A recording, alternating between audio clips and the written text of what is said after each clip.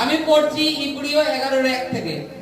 আর বিশ্বাস প্রত্যাশিত বিষয়, নিশ্চয় জ্ঞানের অদৃশ্য বিষয় প্রমাণ প্রাপ্তি। হালেলুয়া। এখানে পয়েন্টটা দেখবো কি বলছে। বিশ্বাস প্রত্যাশিত বিষয়, নিশ্চয় জ্ঞানের অদৃশ্য বিষয় প্রমাণ প্রাপ্তি। অদৃশ্য বিশ্বাস শুনছি, বিশ্বাস কিন্তু দেখা যায় না, তা সত্ত্বেও সে প্রমাণ প্রাপ্তি সহ রয়েছে যে বিশ্বাস বলে কিছু আছে।